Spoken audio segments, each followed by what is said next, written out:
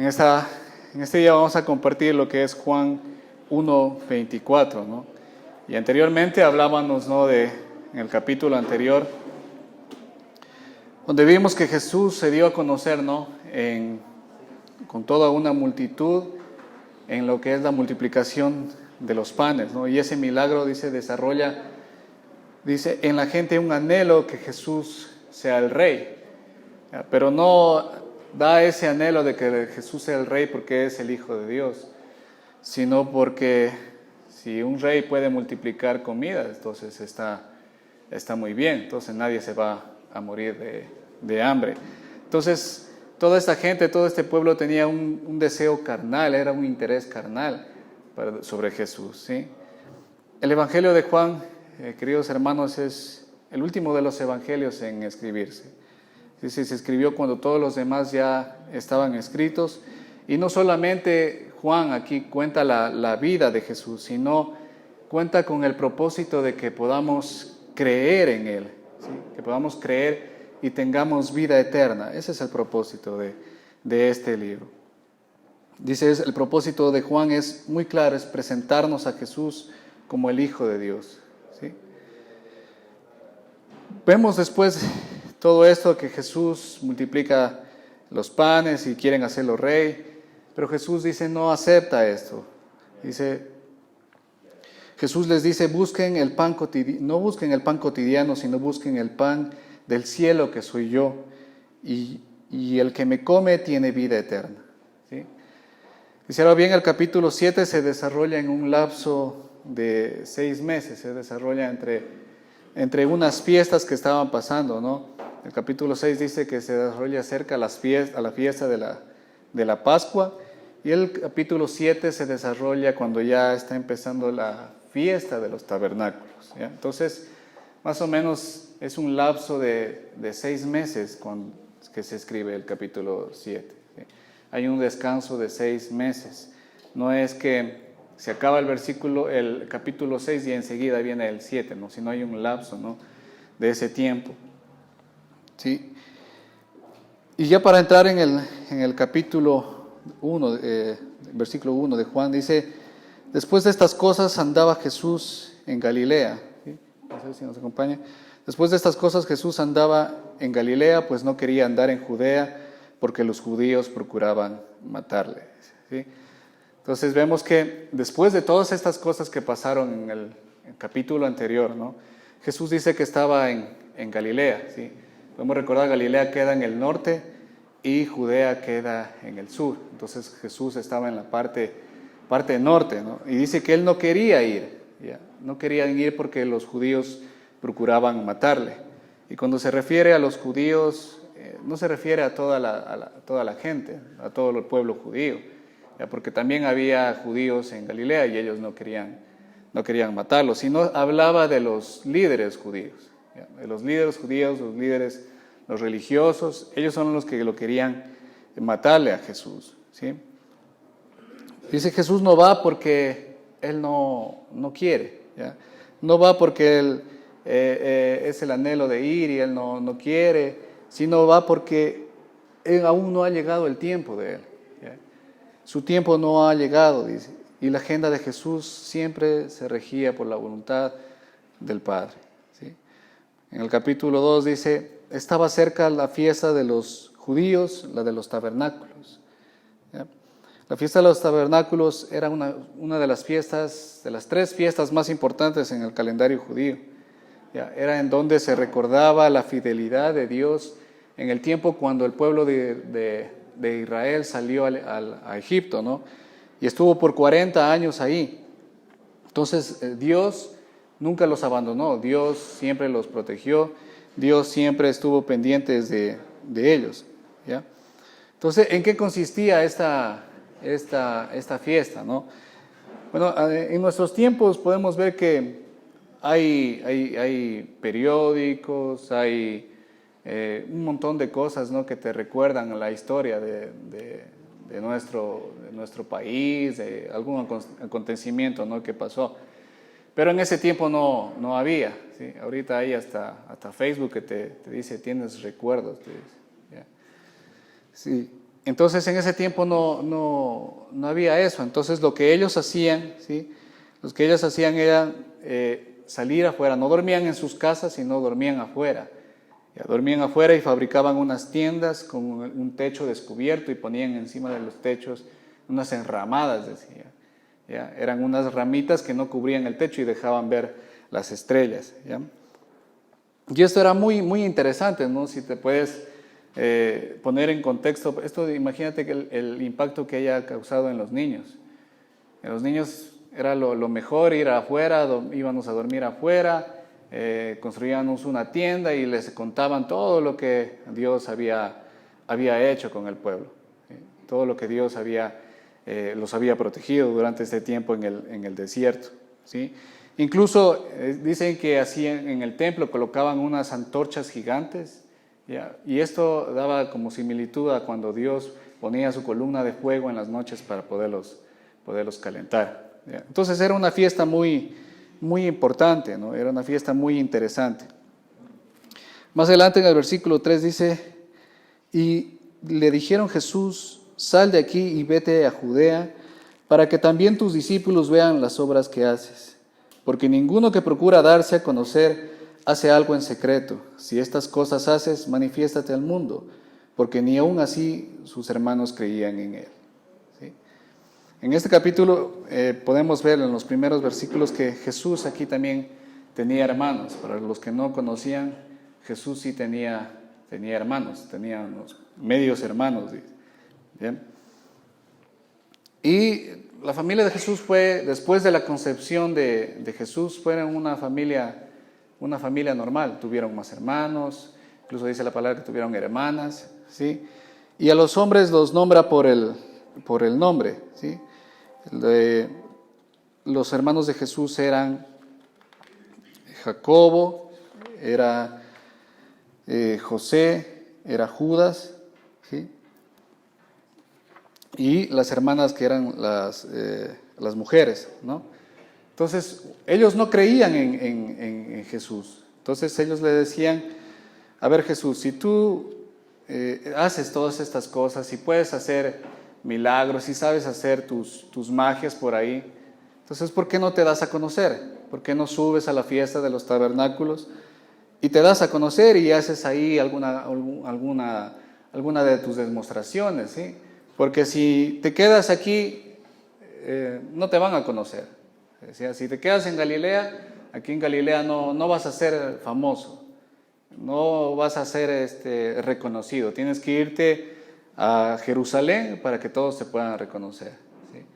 Ahí en Jerusalén, pongámoslo en contexto, había, no sé, en esos tiempos había programas, había televisión, había, no sé, redes sociales que puedas hacer una campaña publicitaria para que te des a conocer, ¿no? Entonces, podemos ver que los hermanos de Jesús empiezan como a darle consejos a Jesús, ¿ya?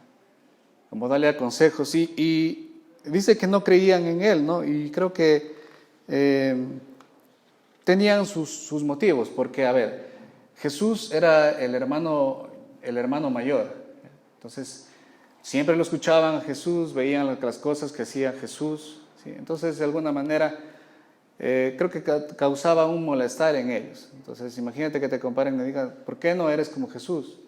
Si Jesús era perfecto, ¿no? Desde niño nunca tuvo pecado, entonces Jesús era perfecto. Entonces, me imagino que María le decía, ¿por qué no tiendes tu cama como Jesús? ¿O por qué no arreglas el cuarto como Jesús?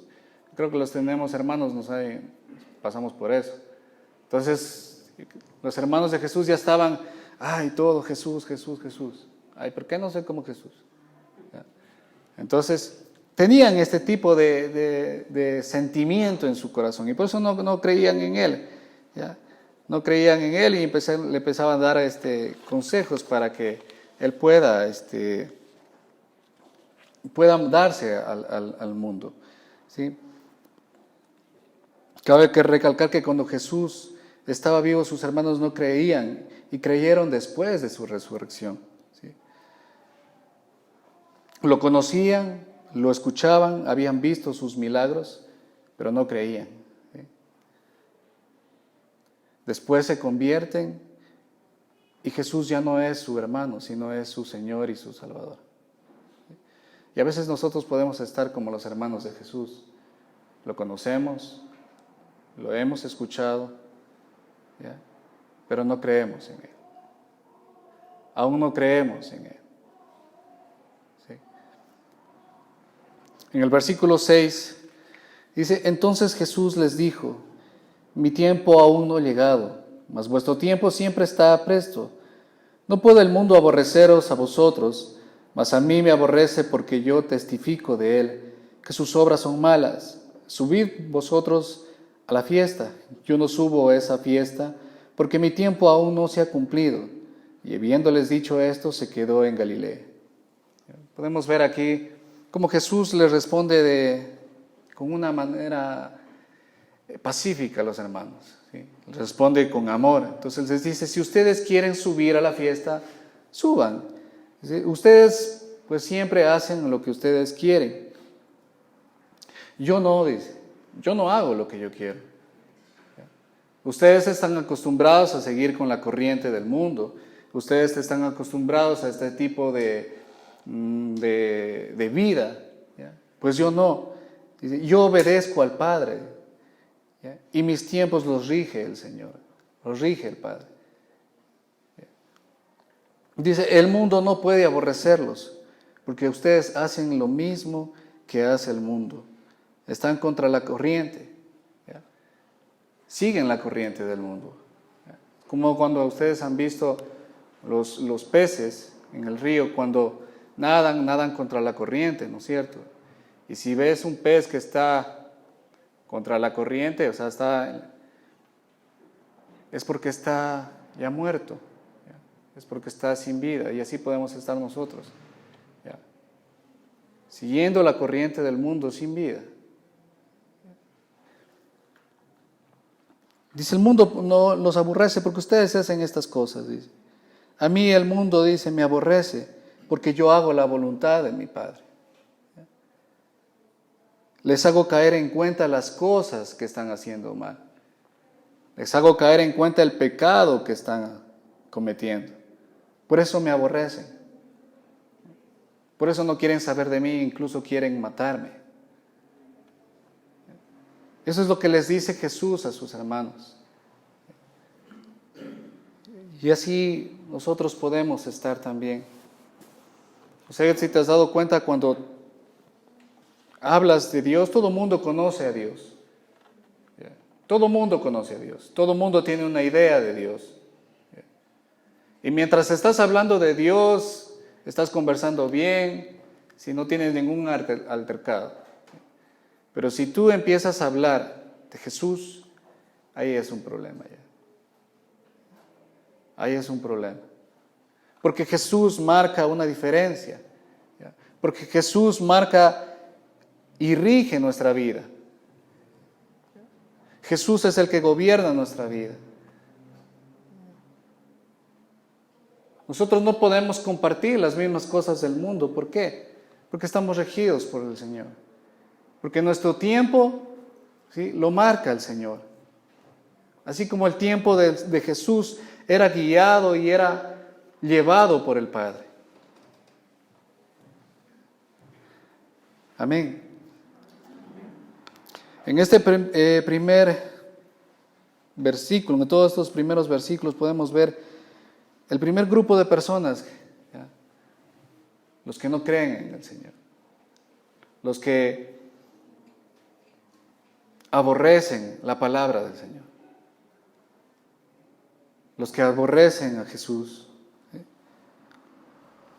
Más adelante el Señor les dice: pero después que sus hermanos habían subido, en el versículo 10, pero después que sus hermanos habían subido, entonces Él también subió a la fiesta, no abiertamente, sino como en secreto. ¿Sí?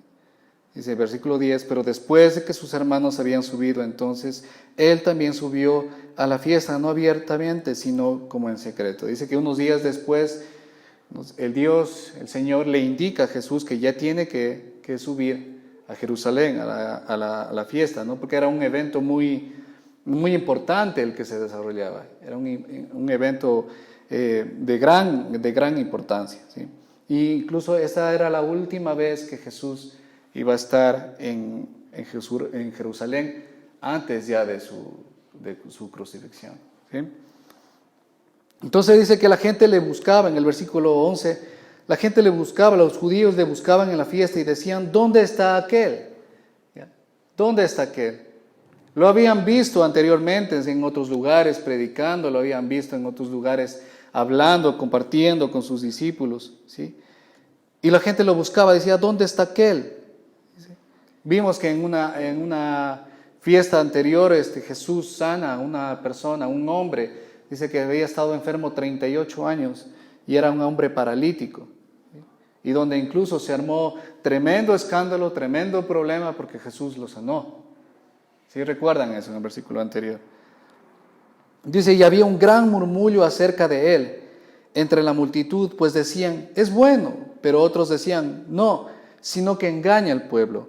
Pero ninguno hablaba abiertamente de él por miedo a los judíos, ¿sí? Aquí podemos ver un tipo de personas que empiezan a calificar a Jesús, ¿ya? Empiezan a juzgar a Jesús y se hacen la pregunta de ¿quién es Jesús? ¿Sí? Dice, la gente lo había escuchado, ¿sí? Pero la gente no lo conocía íntimamente a él, ¿ya? Habían escuchado de él. Y de lo que estaban diciendo estas personas eran juzgar a Jesús, calificarlo como bueno o como malo. Y realmente Jesús no es nada de estas cosas. Jesús es el Dios, Jesús es el Señor. Entonces ellos abiertamente decían, no, es que Jesús, mira, Jesús dice tales cosas y yo considero que es bueno. Y los otros decían, no, yo considero que Jesús es malo, que Jesús engaña, que Jesús miente a las personas. Y así podemos estar nosotros también calificando a Jesús, juzgando a Jesús. O a veces hasta querer ayudarlo, como los hermanos de Jesús. Queremos ayudarlo a Jesús, porque, no sé, cuando tú oras, dices, Señor, yo quiero que me ayudes, pero quiero que lo hagas de esta manera. ¿Ya? O quiero que lo hagas ya. Como los hermanos de Jesús que le decían, sube ahora. ¿Ya? Sube ahora a la fiesta. Y Jesús, ¿de qué dijo? No, este no es mi tiempo. Aún mi tiempo no ha llegado. ¿Ya? Entonces nosotros queremos ayudarle al Señor.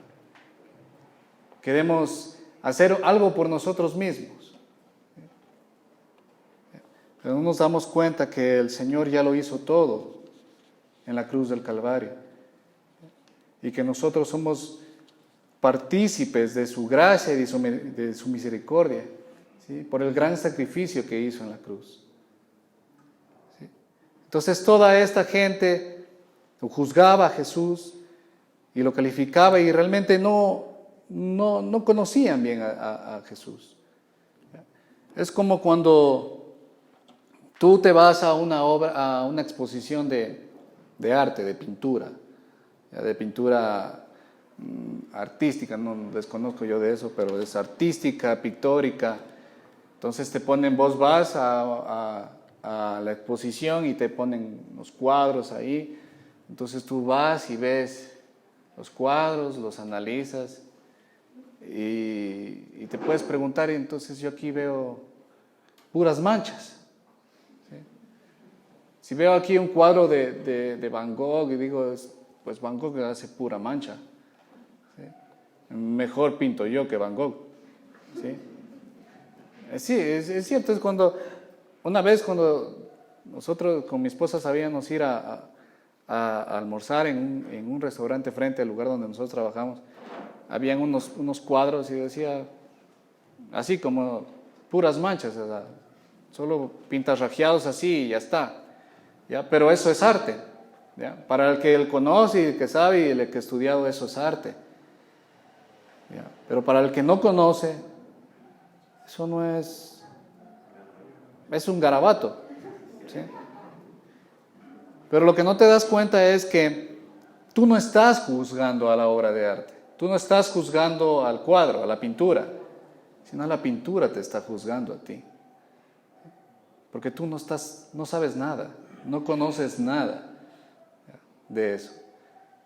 Entonces así mismo estaban estas personas.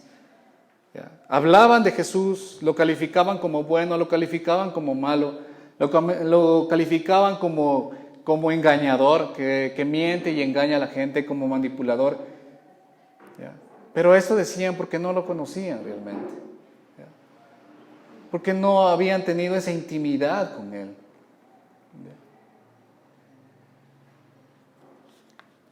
No tenían esa cercanía con el Señor.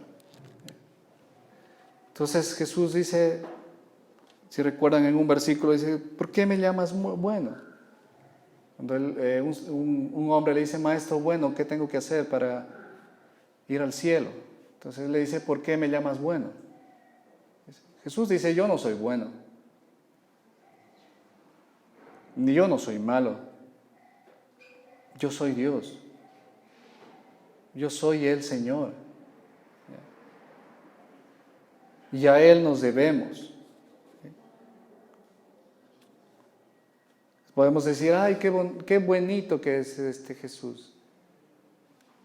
Es que Jesús es bueno.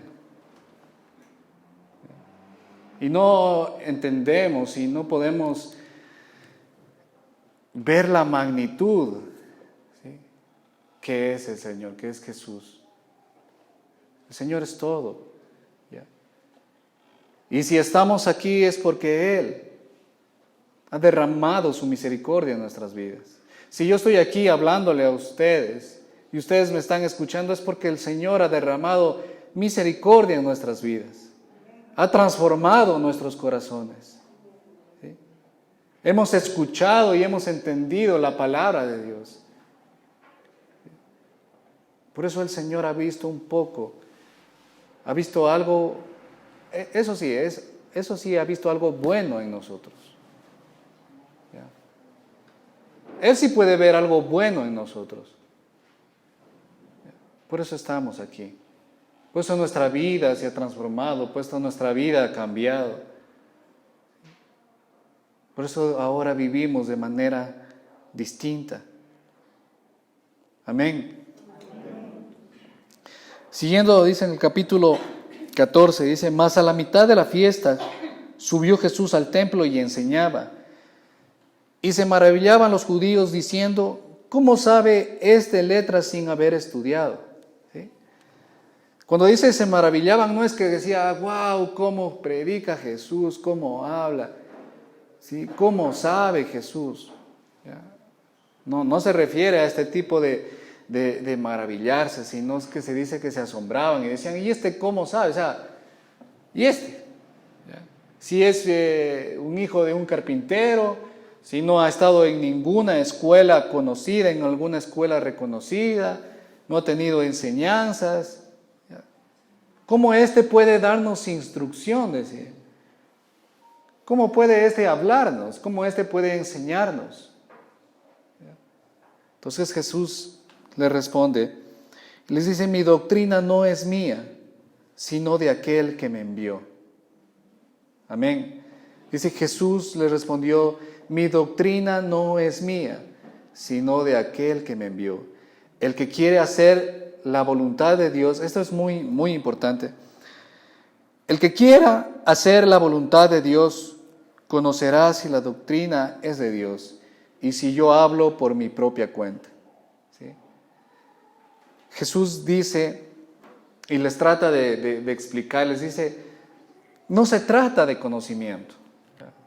No se trata de mi conocimiento, no se trata de lo que yo sé, ¿sí?, o de lo que yo puedo hablar, de lo que yo puedo decir o puedo exponerles a todos, sino se trata de un acto de actitud, ¿sí?, de querer hacer la voluntad del Padre.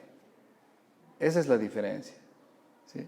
Dice, no se trata de conocimiento, no se trata de que yo venga y les convenza de lo que yo estoy hablando y ustedes se vayan convencidos y crean todo lo que yo les estoy diciendo. No, sino se trata de actitud y de querer hacer la voluntad del Padre. Dice, porque el que no quiere hacer la voluntad del Padre, el que no escucha su palabra, Dice, retumba la enseñanza en su cabeza, retumba en su cabeza y la rechaza.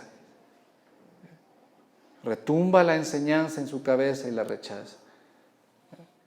Esto es más o menos como lo que hacían los hermanos de Jesús. Ellos no conocían. ¿Ya? Ellos no hacían la voluntad del Padre. ¿Ya? Por eso hacían lo que hacían, seguían la doctrina del mundo que ellos escuchaban, ¿sí? Seguían la corriente del mundo porque ellos no hacían la voluntad del Padre.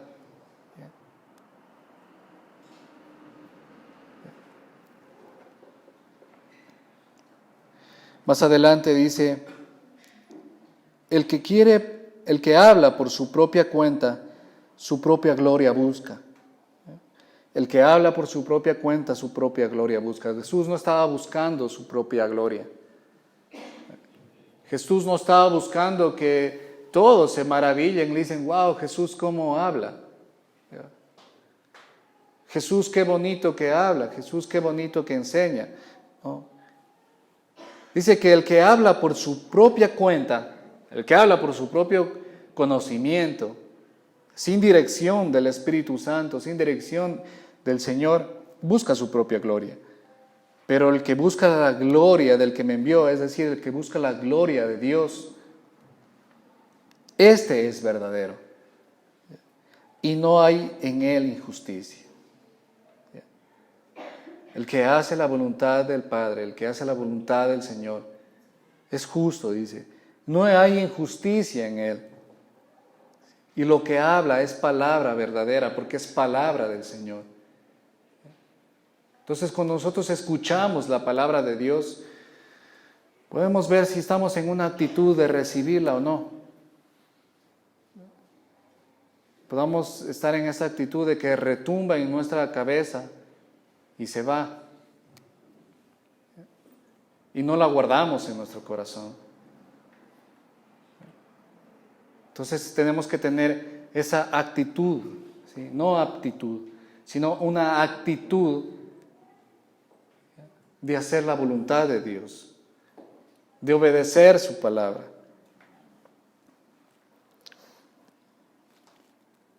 Bueno, repito el versículo 18, dice, el que habla por su propia cuenta, su propia gloria busca, pero el que busca la gloria de él que le envió, este es verdadero y no hay injusticia. ¿No os dio Moisés la ley y ninguno de vosotros cumple la ley? ¿Por qué procuráis matarme? Respondió la multitud y le dijo, demonio tienes, ¿quién quiere matarte? ¿Quién procura matarte? Jesús les respondió y les dijo, una obra hice y todos os maravilláis. Esta obra que hizo se refiere a la sanidad que hizo a este hombre que estaba paralítico 38 años. Y más adelante dice, por cierto Moisés os dio la circuncisión, no porque sea de Moisés, sino de los padres, y en el día de reposo circuncidáis al hombre. Si recibe el hombre la circuncisión el día de reposo, ¿por qué la ley de Moisés no sea quebrantada? ¿Os enojáis conmigo porque el día de reposo sané completamente a un hombre? No os juzguéis según las apariencias, sino juzgad con justo juicio. Entonces aquí Jesús les dice y habla y les da una enseñanza a través de esto. Entonces Jesús les dice, la ley manda a que el hombre tiene que circuncidarse en el 8º día de nacido. Dice, si ese 8º día cae sábado, ¿qué hacen ellos? Lo circuncidan, porque eso te dice la ley. Entonces estás quebrantando la ley, haciendo la ley. Porque dice que tiene que circuncidarse. La circuncisión para el pueblo judío era algo muy, muy importante, era algo del gran estima. Entonces ellos, si así caía el 8º día, el día de reposo, igual lo circuncidaban, porque eso mandaba la ley. Entonces Jesús les dice, entonces están quebrantando la ley, haciendo la ley. Y esto era lo correcto, porque como digo, los judíos consideraban algo muy valioso la circuncisión. Dice que era la entrada al pacto del pueblo de Dios. Entonces, si cae sábado, es mejor que la entrada al pueblo, al pacto de Dios, que guardar el día de reposo. ¿Sí? Porque era algo más valioso. Tenía un beneficio alto. Entonces Jesús les dice, yo sané a un hombre el sábado. ¿Ya? Dice, ¿no juzgan que es mayor beneficio sanar a un hombre el sábado? La respuesta, ¿qué debería ser? Que sí, ¿no es cierto? Es justo sanar a un hombre, incluso en el día de reposo, a un hombre que está enfermo. ¿Ya? Pero ellos no lo entendían, el pueblo judío no lo entendían. ¿Ya? Ellos tenían un concepto totalmente distorsionado de esto. ¿Ya? Y no podían diferenciar lo bueno de lo malo. ¿Por qué? Porque no querían hacer la voluntad del Señor. ¿Sí? No querían hacer la voluntad de Dios. Y para nosotros y para nuestra vida cristiana, ya para ir terminando, tenemos que estar siempre haciendo la voluntad del Padre. ¿Sí? Nuestro tiempo, como dice el Señor, el tiempo no tiene que estar regido por las cosas del mundo. Nuestro tiempo no tiene que estar regido o no debemos ir regidos por la corriente de este mundo. ¿Qué dice la palabra? Somos de este mundo, vivimos en este mundo, pero no somos parte de este mundo. ¿Ya? Y eso no significa, yo no me voy a juntar con nadie. Eso no significa que te vas a encerrar en una burbuja y por poco todo es pecado. ¿Ya? Sino que dice que tenemos que hacer la voluntad del Padre, escuchar su palabra y guardarla en nuestro corazón. No hacer como los hermanos de Jesús, que escuchaban a Jesús, lo conocían a Jesús, habían crecido con Jesús. Imagínate eso, haber crecido con Jesús. Y uno tal vez puede decir, si yo hubiera querido en ese tiempo de ser hermano de Jesús. ¿Cómo lo hubiera servido? ¿Cómo lo hubiera amado? ¿Cómo lo hubiera mentira? Creo que cuando eres cristiano por algún tiempo o naciste en una familia cristiana y todo el tiempo te hablan de Jesús, se te vuelve algo tan cotidiano como los hermanos de Jesús. Se te vuelve algo tan cotidiano que no le prestas la importancia que se merece. Tal vez no puedes creerle en las cosas que Él hace, en las cosas que Él está por hacer. No le crees porque se te hace tan cotidiano. Pero a la diferencia de una persona que conoce y que no sabe nada de Jesús, que no conoce nada del Señor, y éste llega a enamorarse del Señor y transforma su vida, es un cambio totalmente radical. ¿Por qué? Porque Jesús es algo nuevo en su vida. Jesús es algo diferente en su vida. Jesús vino a transformar su vida. Y esto hay que tener mucho cuidado porque eso nos puede pasar en nuestra vida cristiana, nos puede pasar que Jesús es algo tan cotidiano que ya dejamos de leer la Biblia, dejamos de asistir a la iglesia, dejamos de congregarnos. Y poco a poco el fuego que ha puesto el Señor en nuestro corazón se va apagando. Dice que nosotros somos como carbones encendidos. ¿Qué es un carbón encendido? Cuando tú estás haciendo una rica parrillada, ¿sí? Y cuando hagas, hermano, invitarásme. No comerás solito, te puede hacer daño.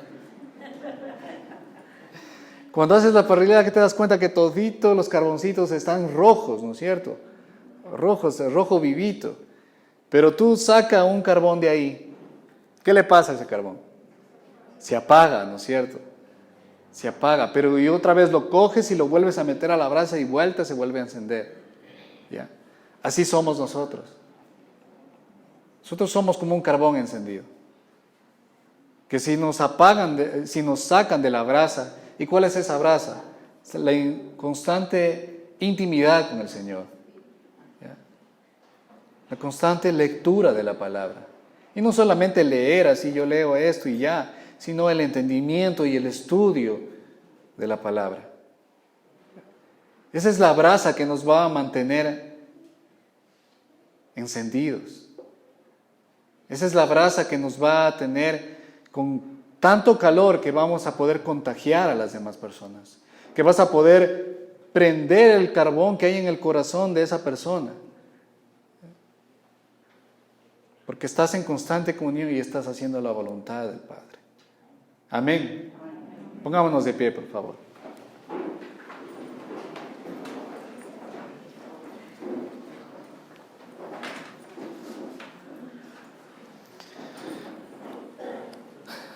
Vamos a cerrar nuestros ojos. Señor, gracias te damos, bendito Dios, por esta enseñanza, Señor Jesús. Gracias, Señor, por todo lo que tú nos muestras a través de tu palabra, Señor Jesús. Padre bendito, y a través de esta palabra que hemos podido compartir en esta mañana, Señor, traigas claridad, Señor, a nuestras vidas, Señor Jesús. Traigas entendimiento, Señor, y podamos darnos cuenta, Señor, en qué tipo de grupo de personas estamos, Señor. Estamos, Señor, como los hermanos de Jesús, que a pesar de que lo conocían y crecieron con Él, no creían en Él. No creían en las maravillas y en las señales y milagros que Él hacía. Más bien lo tomaban como burla. O somos este tipo de personas que juzgan al Señor por nuestro propio conocimiento, nuestro propio juicio. Y podemos decirle, Señor, es bueno. O queremos decirle que el Señor haga las cosas como nosotros queremos y no esperar y regirnos a la voluntad de Él y en sus tiempos perfectos. O somos como estas personas que se maravillan con las enseñanzas, pero esta enseñanza retumba en nuestros oídos y no se guarda en nuestro corazón. Padre bendito, ayúdanos cada día más a poder hacer tu voluntad, Señor, a poder regirnos por tus tiempos, Señor. Bendito Dios, que cada día podamos, Señor, escudriñar tu palabra, Señor, y a que a través de ella, Señor, nos puedas hablar, Señor, nos puedas corregir, Señor, y nos puedas confrontar, Señor Jesús. Gracias, Señor, porque entendemos que tú, Señor, viniste a este mundo, Señor, para darnos vida, Señor, y vida en abundancia, Señor Jesús. Que no es las cosas que nosotros hagamos, Señor, o lo que mucho nos esforcemos, Señor, por querer ayudarte a ti, Señor, sino que tú viste, Señor, gracia y misericordia, Señor, en nosotros, Señor Jesús, y hallaste algo bueno, Señor, dentro de nuestro corazón, Señor Jesús. Gracias te damos por todo, Señor, y quedamos en tu santa presencia, Señor Jesús. Nos rendimos, Señor, ante ti, Jesús. Inclinamos, Señor, nuestro rostro a tus pies, Señor. Rendimos nuestro corazón a ti, Señor Jesús. Te decimos que siempre seas nuestro Señor y Salvador, Señor Jesús. Gracias, Padre. Te adoramos con todo nuestro ser, Señor, en el nombre de Jesús. Amén. La iglesia es como un arco. Un arco transporta agua y Cristo es el agua viva. Un arco nos conecta y como iglesia debemos conectarnos con la gente, velando por los intereses de los demás. Un arco es la fuerza que envía valientes hombres de Dios y un arco genera unidad entre dos cosas separadas, Dios y el hombre. Esa es la iglesia, la esposa. Vivamos la iglesia, seamos el arco.